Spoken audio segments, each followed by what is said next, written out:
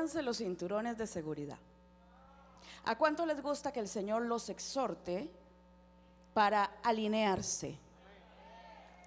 Yo creo que una de las manifestaciones más maravillosas del amor de Dios es cuando Él trae disciplina y corrección. Porque la disciplina y la corrección ratifica que somos hijos. Quiero preguntarle algo. ¿Alguna vez usted se ha puesto a meditar en que hay gente que siempre está caminando mal, caminan torcidos en el reino?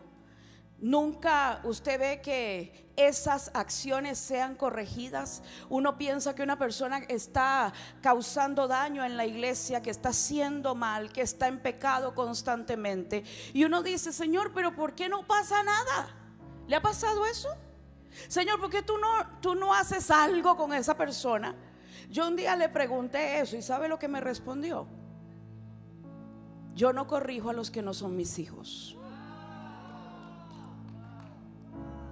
Porque dice la Escritura que Él corrige a aquel que toma por hijo. Y si no viene la corrección, cuidado. Ay, Dios me ama mucho, la misericordia. Cuidado, no sea que por estar jugando te estés constituyendo en uno que es bastardo.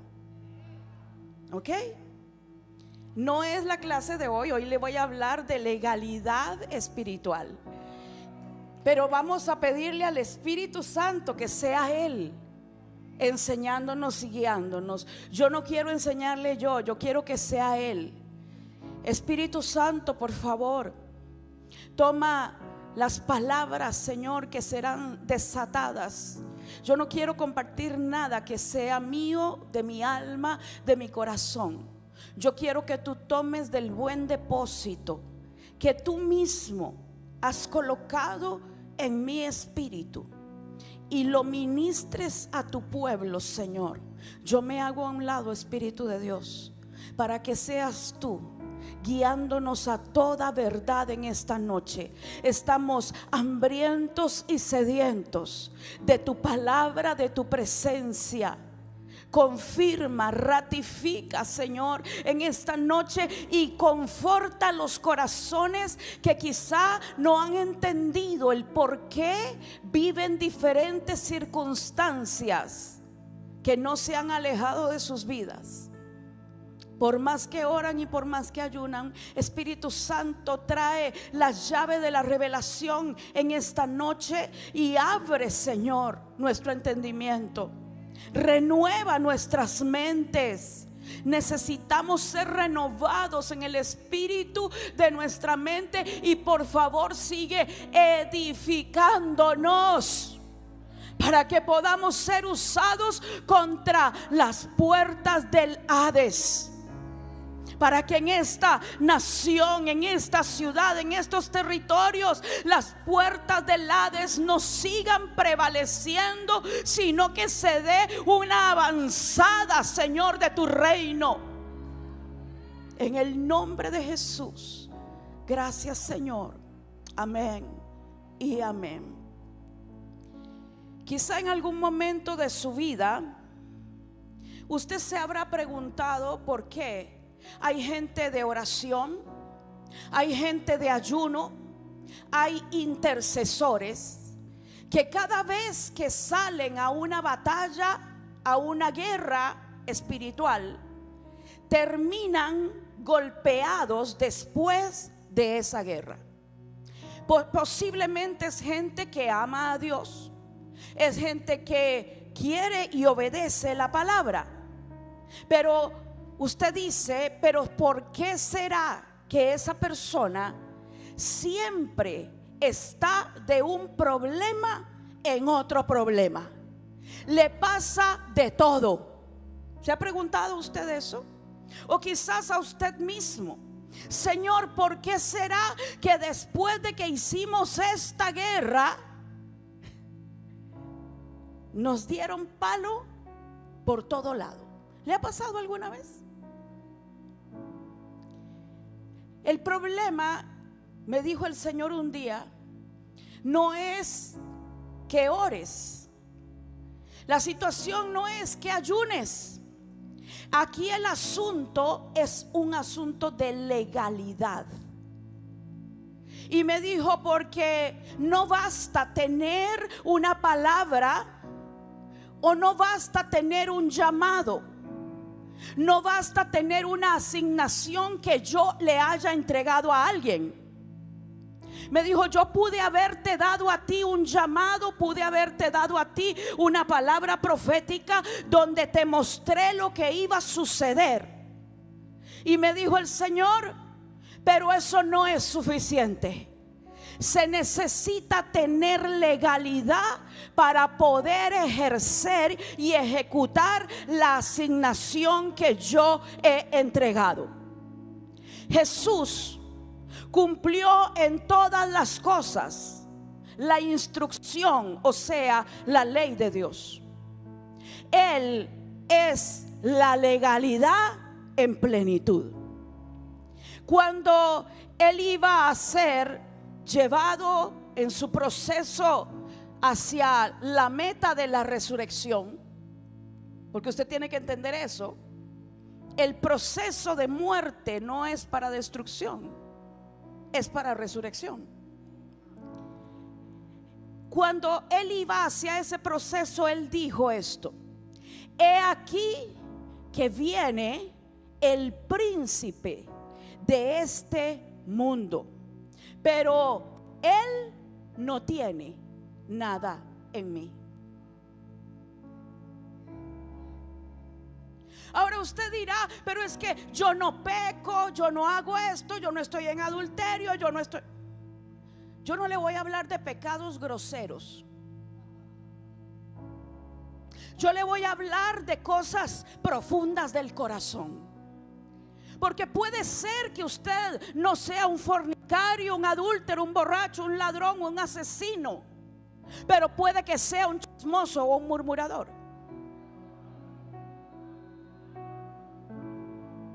Puede ser que usted diga, oh, yo camino rectamente, voy al culto, soy ratón de iglesia. Si usted piensa que con eso va a comprar a Dios, está muy equivocado. Esto es un asunto muy serio. Es de que Satanás no tenga nada en mí.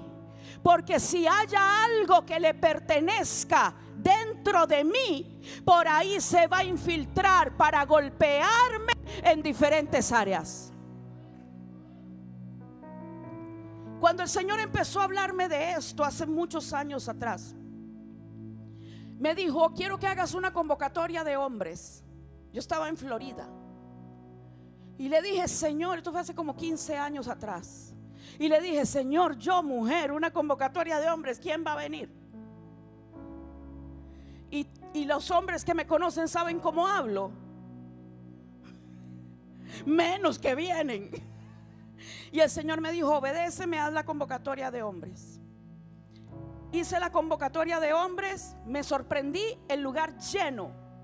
Solo había un problema, el Señor no me había dicho que predicar. Y yo le dije, Señor, eso que le pasa a veces a uno, no sé a cuántos les ha sucedido, que estás así como al filo del peligro, ¿no?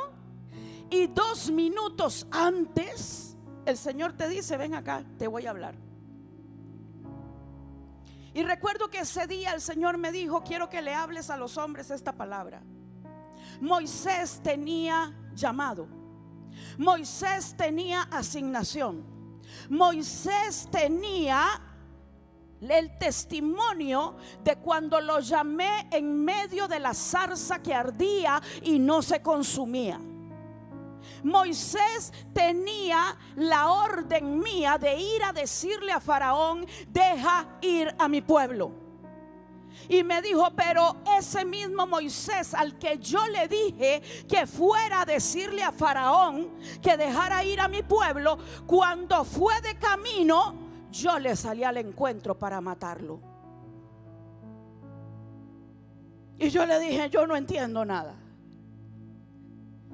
¿cómo es que tú, Señor, llamas a un hombre, lo formas durante 40 años en la tienda y en el territorio de Jetro, lo formas, le das una comisión, le das una asignación, le das una palabra, le pones palabras en su boca, pero cuando va a obedecer lo que tú le has dicho, tú le sales al encuentro cuando llega al lugar llamado posada, o sea, el lugar de descanso y reposo.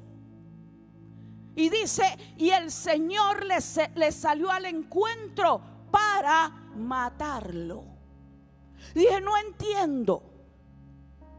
Y me dijo, hija, es que Moisés tenía todo eso, pero todavía no era legal.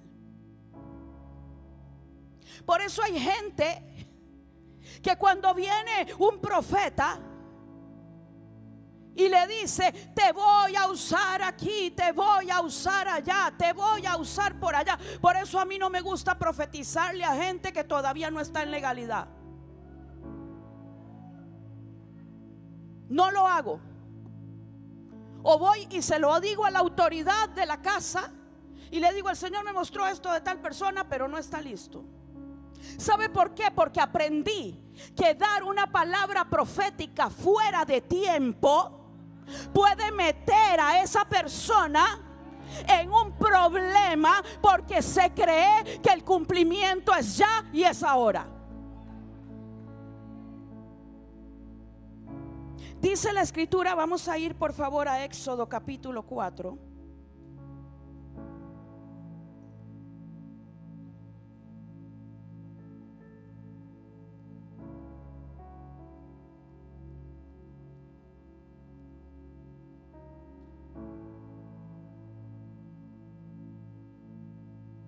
Vamos a ver desde el verso 24.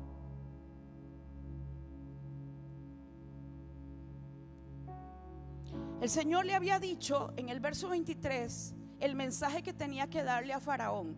Imagínate lo que era llegar ante la máxima autoridad gubernamental o autoridad política y decirle, el Señor dice que va a matar a tu hijo primogénito. ¿Te puedes imaginar eso?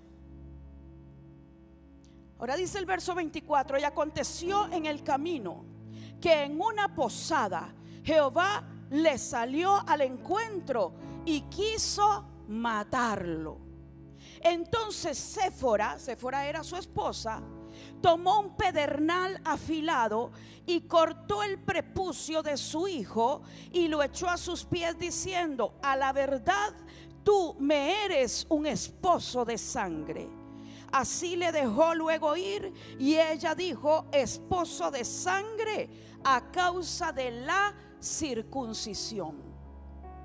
Cuando el Señor me llevó a esa escritura, yo le dije, ahora entiendo menos, porque no entendía nada de lo que me estaba diciendo. Y Espíritu Santo, explícame. Y me dijo, Séfora entendió lo que estaba sucediendo. Cuando ella vio que el ángel del Señor estaba por matar a su esposo, ella toma su primogénito y lo circuncida. ¿Por qué? Porque resulta ser que el primogénito de Moisés había nacido dentro del territorio de Madián, donde los niños eran circuncidados a los 13 años.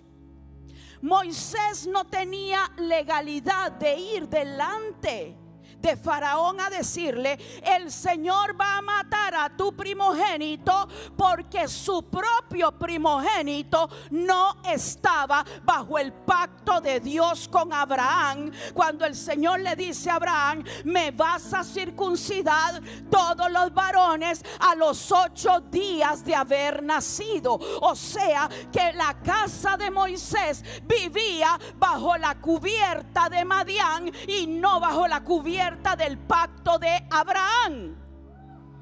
Hay guerras, hay batallas que usted y yo tenemos, que no es el diablo. Deje de reprender lo que no se reprende. Mejor seamos humildes y digámosles: Padre, si eres tú el que está saliéndome al encuentro y me estás poniendo obstáculo, y cada vez que quiero hacer algo hay una oposición, y oposición por aquí y oposición por allá, y usted ayuna y eso no se va, y usted ora y eso no se va, y usted reprende y eso no se va. Revísese, porque probablemente el Señor le está salvando la vida. ¿Sabe por qué? Porque si Moisés llega delante de Faraón y le suelta el decreto, el primero que se muere es su propio hijo. Legalidad es un tema que muchos creyentes no conocen. Ay, no, si es que el Señor me ama. Sí, a Moisés también lo amaba. Legalidad espiritual es el proceso que también tuvo que vivir José. Ustedes recuerdan, ¿verdad? Josecito el soñador, el hijo favorito de papá, el que tenía la túnica de mangas largas. La Reina Valera dice que tenía una túnica de colores que se la había hecho su padre. Jacob era un profeta de Dios, un profeta procesado. Él sabía leer los códigos de ADN espiritual, porque cuando él vio a su hijo José, él se dio cuenta que José no tenía el mismo ADN de sus hermanos. Jacob dijo: este tiene un ADN de gobierno. Las túnicas de mangas largas no las usaba cualquiera. Las túnicas de mangas largas eran utilizadas solamente por gente de gobierno y por la realeza. Jacob, como vio lo que su hijo tenía en su espíritu, le vio el ADN espiritual, él empezó a hacerle la vestidura apropiada para activar lo que había en José. Cuando Jacob le pone esa vestidura, la escritura dice que José empezó a soñar. Nunca antes había soñado. Los sueños se le activaron cuando le pusieron la vestidura correcta. Por eso, cuando uno es padre espiritual, tiene que ver cuál es el ADN que tiene cada uno de los hijos espirituales. ¿Por qué? Porque no todos son iguales. Porque hay gente que tiene que ser desatada en el área gubernamental, hay otros que tienen que ser desatados en el área empresarial, hay otros que tienen que ser desatados en el área ministerial, y así sucesivamente. Jacob le pone las vestiduras, y ya usted sabe cómo José salió.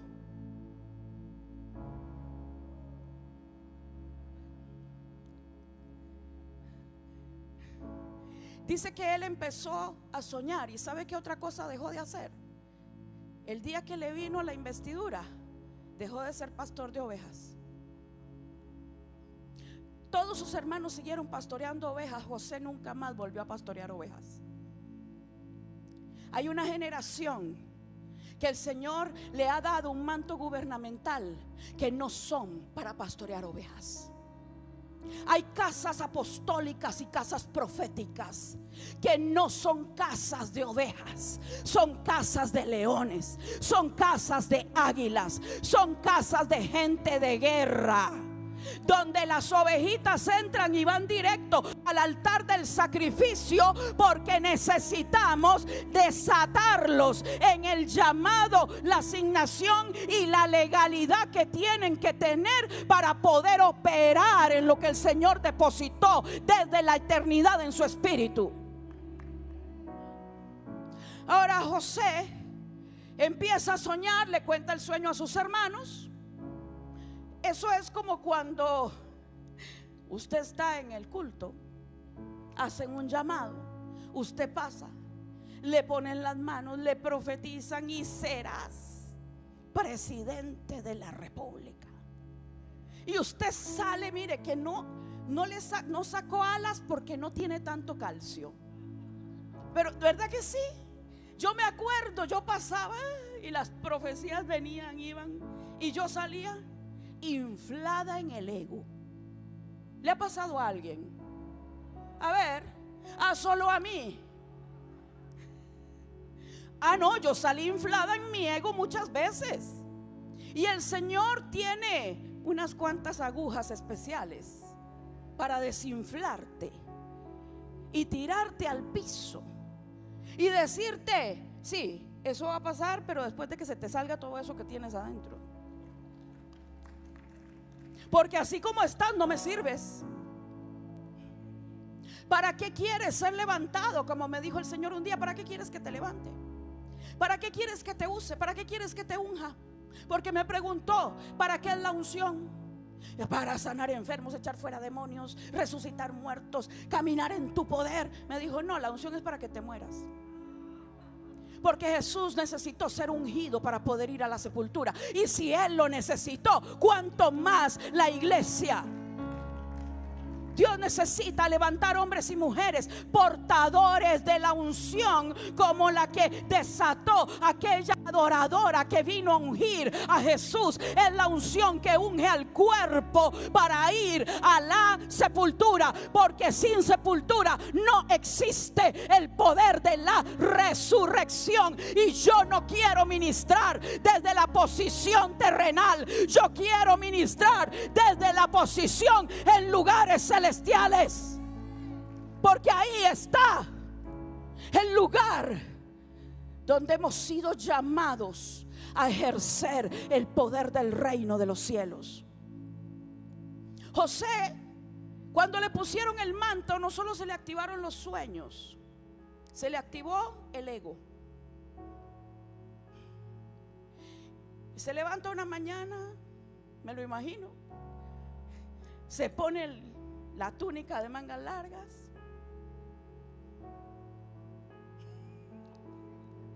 sonó el shofar. Queridos hermanos, estoy aquí para compartir con ustedes lo que Dios ha dicho de mí. Vi un sueño, y en el sueño habían 11 espigas que se doblaban delante de mí. 11, 1, 2, 3, 4, 5, 6. ¡Qué casualidad! Ustedes son 11. Bueno, ¿qué pasó con eso? ¿Qué pasó con eso?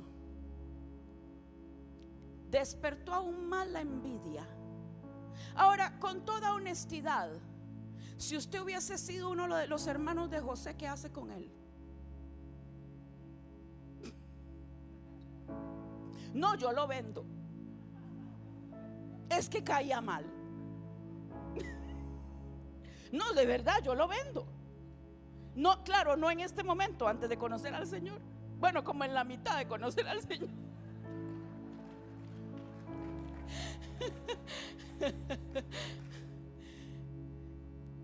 ¿Qué fue lo primero que le quitaron a José? ¿Por qué? Porque todavía no era legal llevarla.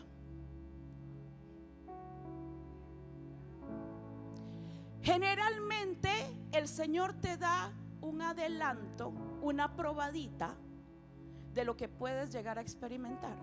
Si no, pregúntele a Eliseo cuando Elías por primera vez le tiró el manto. ¿Usted cree que el manto se quedó con él?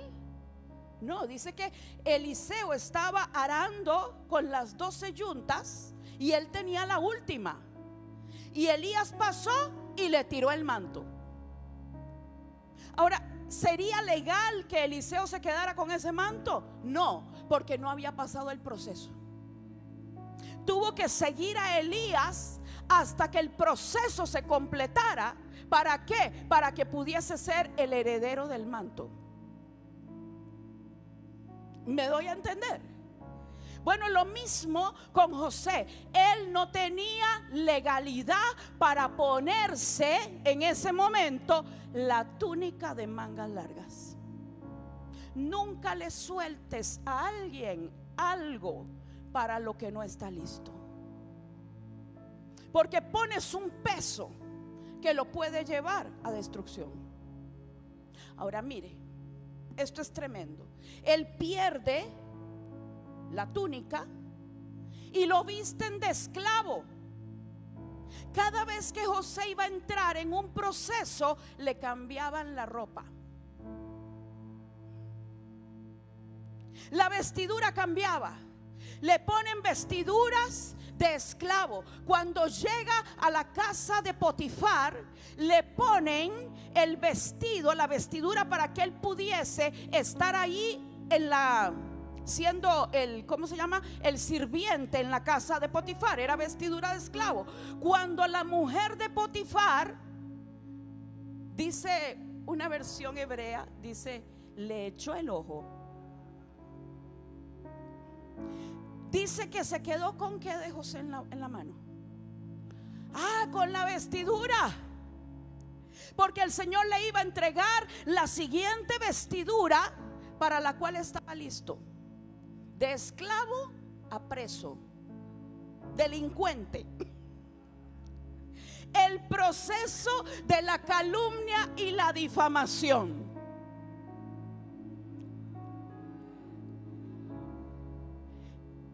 Pero en el proceso de la calumnia y de la difamación, generalmente lo que queremos es que el Señor nos haga pasar rápido por ahí y que el Señor traiga su justicia, ¿cierto? Y usted se atreve a decir y a orar y decir: ay de aquel que toca a uno de tus ungidos. Y el Señor en la eternidad lo único que hace es reírse. Porque se los digo, porque me ha tocado pasar por ahí. Y cuando yo entendí para qué el Señor permitía esas difamaciones, esas traiciones, yo empecé a gozarme en ese tipo de tribulación. Porque el Espíritu Santo me dijo, en un momento muy terrible del ministerio, donde todos me difamaron, donde, bueno, difamación internacional, fue una cosa bien horrible. Estoy hablando hace como 20 años atrás. Y el Señor me dijo: llegó la hora de probarte. ¿Quién te llamó? Si te llamó el hombre o te llamé yo. Si no pasas este proceso, no podrás ir hacia adelante. Y estando un momento con mucho dolor, yo estaba en un congreso de guerra espiritual y adoración. Y cuando iba de camino al altar, yo le dije: Señor, el dolor es tanto que me cuesta hablar. Mujer predicadora y que le cueste hablar, estaba muriéndome. Mi corazón lo sentía literalmente convertido en agua, derretido del dolor tan grande, de toda la difamación, de todo. Es que fue muy, muy fuerte, muy terrible. Y el Señor me dice así, cuando yo voy camino a subir a predicar, me dice: hija, habrán heridas que ya no te dolerán, porque ya habrás muerto. Como la herida que me hicieron los soldados con la lanza en mi costado. Me dijo: esa herida no me dolió porque ya yo había muerto. Pero de la herida que me hicieron cuando yo estaba muerto, fue de donde salió la vida de mi iglesia. Porque nació de agua y de sangre, y fue tomada del costado como la mujer fue sacada del costado del varón. Pero fue de la herida que no me dolió. Me dijo: si te duele, es porque estás viva. Yo quería escuchar: hija mía, yo conozco el dolor que llevas por dentro. Amada de mi alma, yo te vengaré. ¿Verdad que sí? Mire, cuando usted conoce cómo habla